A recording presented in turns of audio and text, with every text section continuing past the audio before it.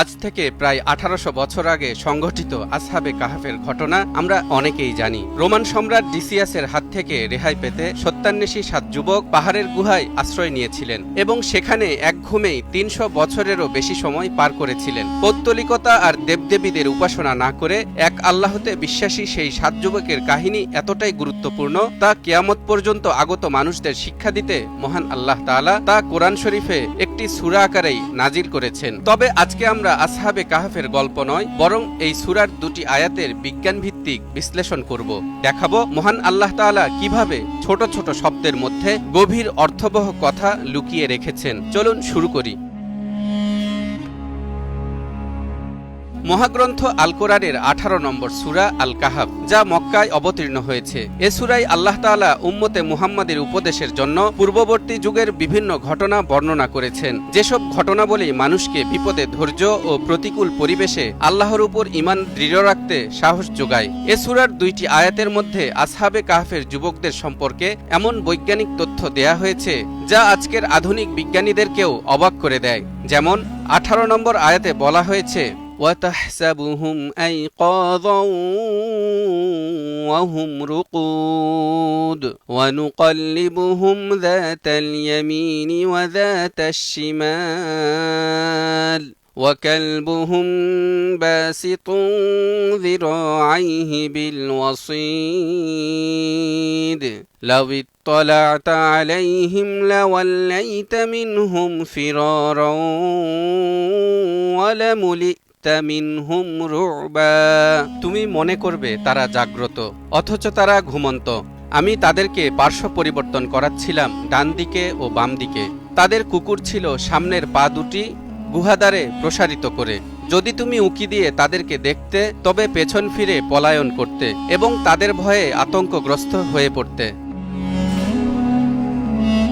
এই আয়াতে মহান আল্লাহ তাআলা গুহাবাসী যুবকদের কথা বলেছেন, যারা গুহার ভেতরে 1 বছর নয়, 2 বছর নয়, 300 বছরেরও বেশি সময় ধরে ঘুমিয়েছিল এবং আল্লাহ তাদেরকে ঘুমের মধ্যেই পার্শ্ব পরিবর্তনের কথা উল্লেখ করেছেন। এখানে ঘুমের মধ্যে এভাবে ডান কাত এবং বাম কাত করে পার্শ্ব পরিবর্তনের প্রয়োজনীয়তা কি?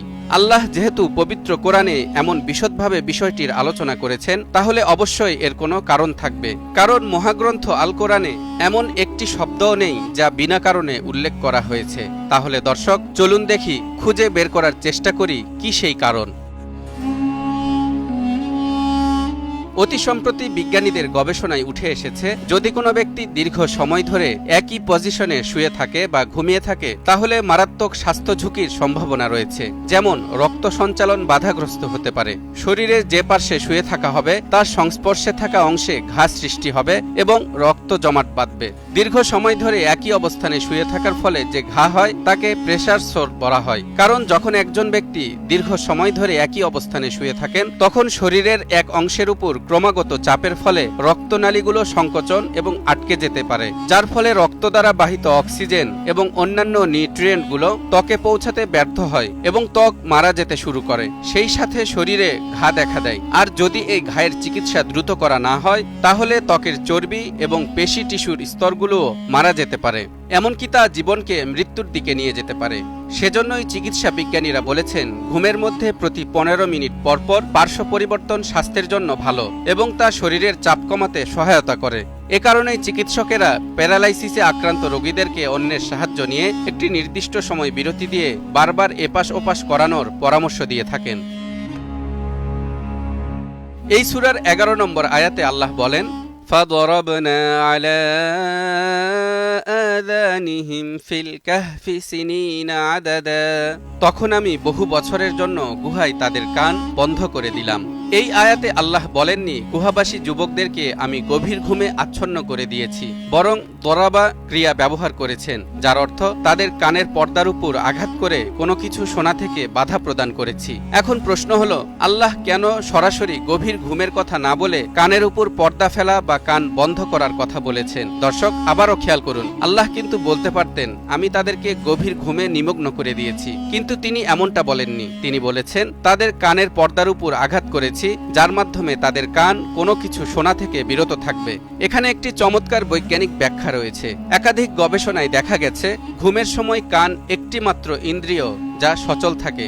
সেজন্যই আমরা ঘুমানোর সময় ঘড়িতে বা মোবাইলে অ্যালার্ম সেট করে রাখি। আমাদের ঘুম যত গভীরই হোক না কেন, অ্যালার্মের শব্দ শুনলেই আমরা ঘুম থেকে জেগে উঠি। এজন্যই মহান আল্লাহ তাআলা গুহাবাসী যুবকদের কানের উপর আঘাত করে এমন পর্দা ফেলেছিলেন যাতে শত শত বছর অতিবাহিত হলেও তারা পৃথিবীর কোনো কিছু শুনতে না পায়। এখান থেকেই বিজ্ঞানীরা গবেষণা করে জানতে পেরেছেন ঘুমানোর সময় কানই একমাত্র ইন্দ্রিয় অঙ্গ যা সচল থাকে। দর্শক, এবার দেখুন, কোরআনের প্রতিটি শব্দই প্রজ্ঞায় পরিপূর্ণ।